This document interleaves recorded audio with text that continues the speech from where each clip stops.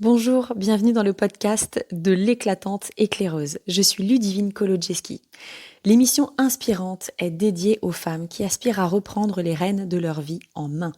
Ici, nous explorons des récits puissants, des conseils pratiques et des interviews inspirantes pour vous aider à renforcer votre estime de soi, à définir vos objectifs et à surmonter les défis. Rejoignez-moi chaque semaine pour des conversations stimulantes qui vous encourageront à briller, à rayonner, à prendre des décisions éclairées et à cultiver une vie épanouissante.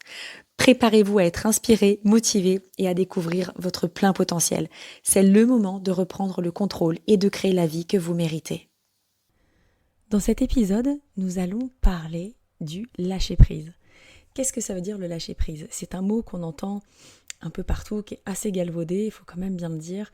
Donc ça va être hyper important de comprendre qu'on peut très bien lâcher prise, surtout quand on est une femme hyper contrôlante.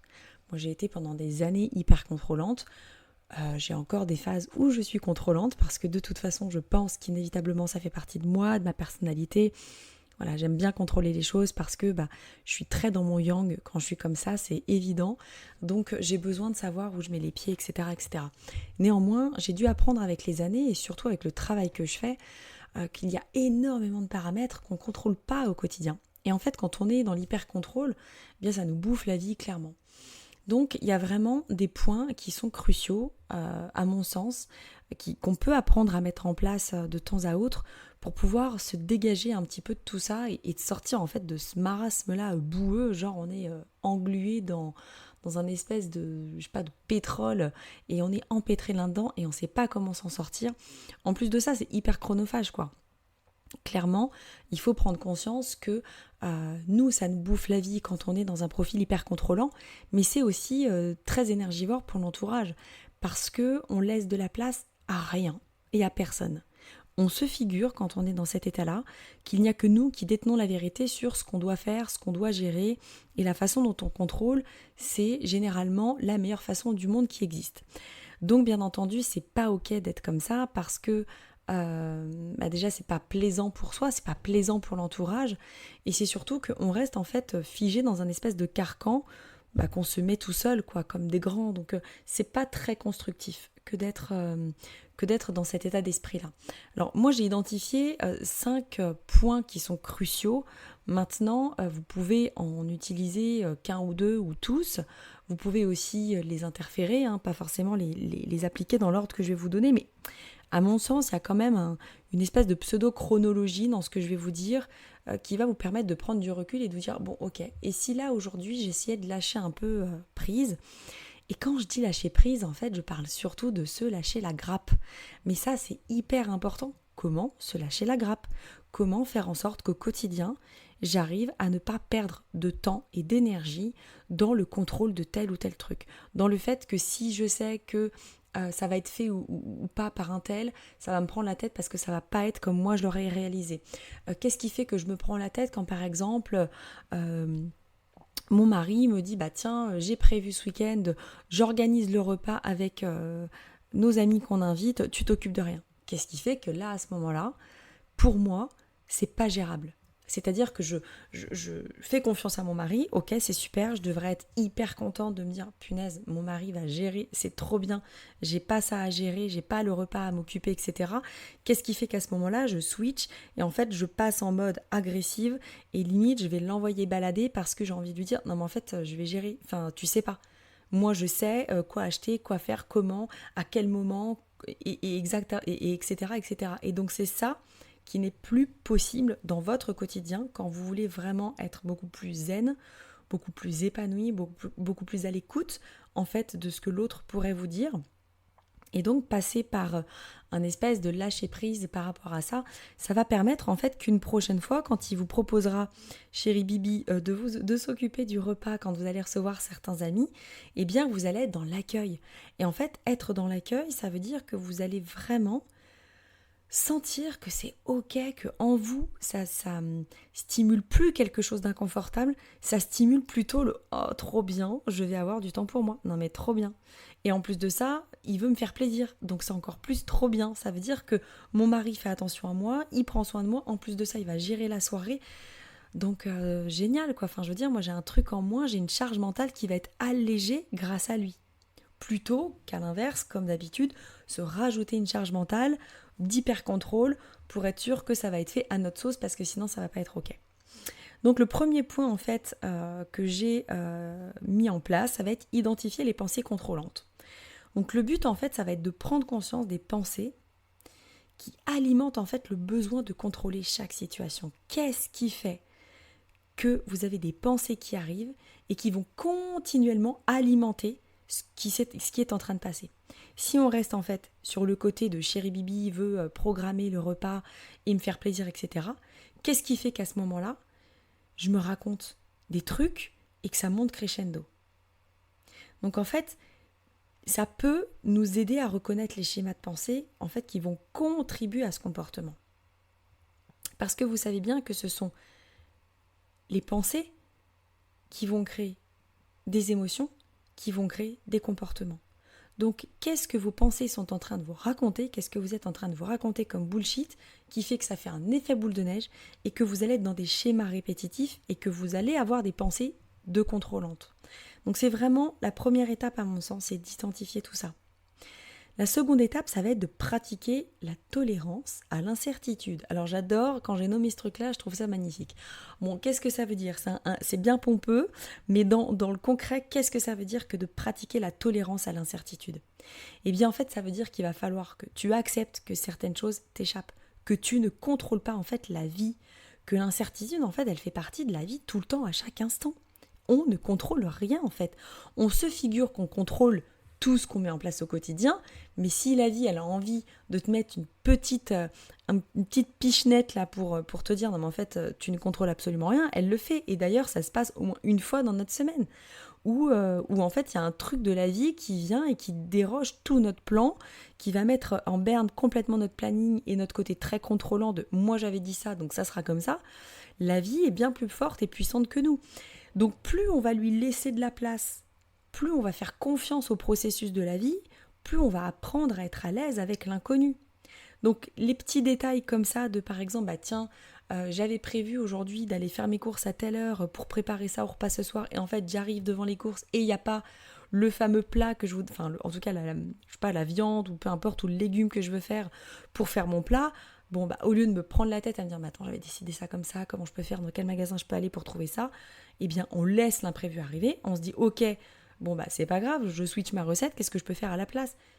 Vous allez prendre cet exemple comme un exemple complètement crétin du quotidien. Mais ô combien de femmes hyper contrôlantes peuvent rester figées dans ça?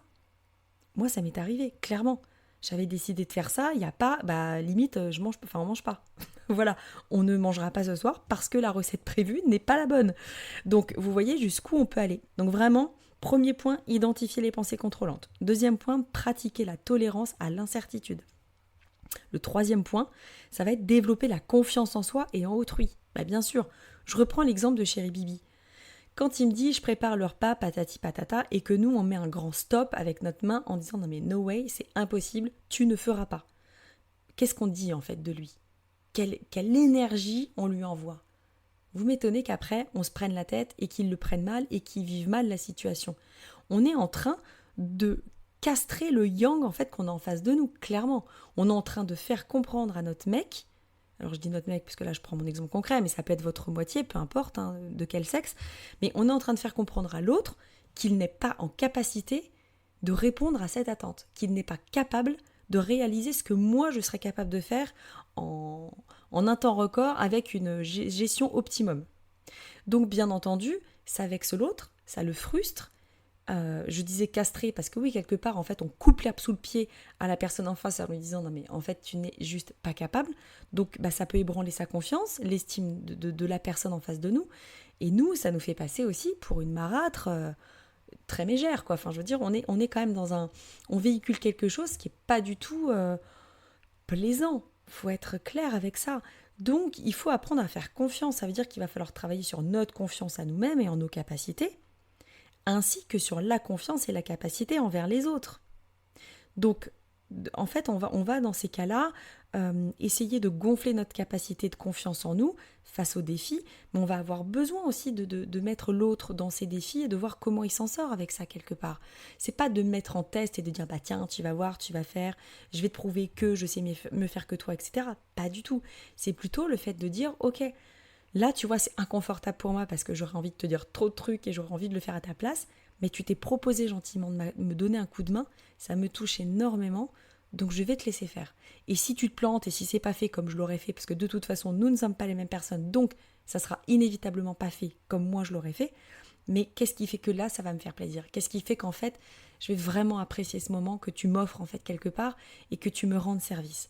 Donc plus on a confiance en soi et en nos capacités de faire face aux défis, bah moins on aura besoin de contrôler chaque aspect de la vie, parce qu'on a confiance en tout ça. Donc premier point, identifier les pensées contrôlantes. Deuxième, pratiquer la tolérance à l'incertitude. Troisième, développer la confiance en soi ayant autrui. Le quatrième point, bien entendu, je l'adore, c'est pas simple au début, mais c'est pratiquer la gratitude. Punaise, mais oui, on est tout le temps en train de se plaindre, on est tout le temps en train de mettre le focus sur les choses qui ne vont pas. Même si on a la capacité et l'intelligence émotionnelle et de cœur de pouvoir se dire chaque jour, bah ouais, c'est chouette, aujourd'hui je passe une bonne journée, ou tiens, ça c'est cool, etc. Faut vraiment apprendre à cultiver un esprit, un état d'esprit de gratitude en reconnaissant et en appréciant tous les aspects positifs de notre vie. Même dans les moments d'incertitude ou de chaos, en fait, il faut qu'on puisse être capable de sortir du lot un truc par jour. Ça peut nous aider à mettre les choses en perspective et ça peut aussi nous aider à relâcher en fait notre besoin de contrôle. Si tous les jours, quand je pars de chez moi le matin, je me donne 3 phrases de gratitude, merci pour aujourd'hui, merci pour ma bonne santé, merci pour la super bonne journée que je vais passer, merci pour ceci, pour cela. Alors moi j'adore dire les merci avant, chacun fait comme il veut, mais je trouve que ça met vraiment une intention ultra positive à chaque début de phrase. Et puis en milieu de journée ou en fin de journée, quand on rentre le soir, des fois on fait le point avec son conjoint, ses enfants, etc. Bah tiens, ta journée, etc., etc. Ou même si on est seul, tiens, faire juste un point en prenant sa douche ou un bain, de se dire bah tiens, qu'est-ce qui s'est passé aujourd'hui de bien?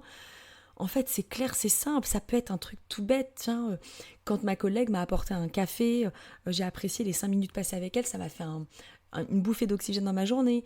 Tiens, ce midi, c'était super bon ce que j'ai mangé avec mon pote, machin. Tiens, quand je me suis préparé mon plat pour aujourd'hui, ça m'a fait du bien de le manger, ça m'a rappelé la super soirée d'hier soir. Tiens, quand je suis rentrée, j'ai écouté ma musique dans la bagnole, ça m'a fait du bien, ça m'a fait lâcher prise. Tiens, on parle du lâcher prise. Ça m'a fait un lâcher prise, une vraie scission entre ma journée de boulot et quand je rentre chez moi. Donc ça m'a fait beaucoup de bien. Voilà, la gratitude, elle est hyper simple. En fait, arrêtez de vous prendre la tête, les filles, s'il vous plaît, avec qu'est-ce que la gratitude? Je ne sais pas faire la gratitude. Bien sûr que si. On sait tous faire de la gratitude. Il suffit simplement d'être reconnaissant envers un truc minimum qui s'est passé de bien dans notre journée. Le truc le plus insignifiant du monde. Tiens, quand j'ai laissé passer le piéton au passage piéton, que c'était pas à lui de passer, il m'a fait un smile, ça m'a, waouh, égayé ma journée. Bah ça, c'est de la gratitude. Merci pour ce sourire. Donc vraiment, pratiquer la gratitude. Moi, c'est mon point préféré, le numéro 4. Je vous le dis clairement. Les autres, ils sont très bien aussi, bien sûr, je les ai faits. Mais je veux dire, le point 4, c'est la gratitude, c'est énorme. C'est tellement facile à faire. Et le point 5, apprendre à déléguer. Bon, c'est pas celui que je préfère, clairement. Apprendre à le déléguer, ça veut dire qu'il faut identifier en fait les domaines de votre vie, quels qu'ils soient, hein, sincèrement, où vous pouvez vraiment déléguer des responsabilités. Ça veut dire que vous allez aller dans le faire confiance à l'autre pour prendre des décisions. On reprend l'exemple de Chéri Bibi qui veut cuisiner quand les potes y viennent.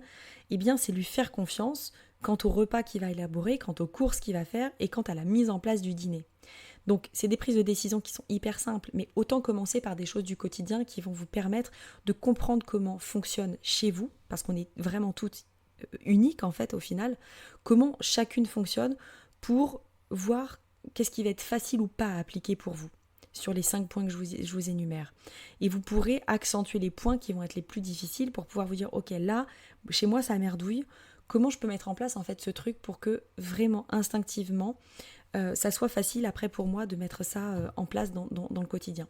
Donc apprendre à déléguer, c'est ça. Ça veut dire aussi que petit à petit, ça va vous permettre en fait de relâcher le contrôle. Et en fait de vous sentir vachement plus à l'aise avec le fait de pas du tout gérer vous-même. Plus on prend l'habitude de s'effacer un petit peu et de laisser en fait du contrôle aux autres personnes, plus on prend du recul et plus on arrive en fait à être dans une détente absolue. On se dit bah ok, ça c'est ma partie, ça c'est sa partie, et on n'est pas là à lorgner ce qu'il fait en ayant limite le rouleau à pâtisserie dans la main et de se dire mais c'est pas possible, il fait pas comme je voudrais, c'est pas comme ça que je ferais, etc., etc. Non, en fait, on a délégué un truc, donc on fait confiance. Après, on voit si ça nous convient, ça nous convient pas, mais c'est pas parce qu'il le fait différemment que ça sera mal fait.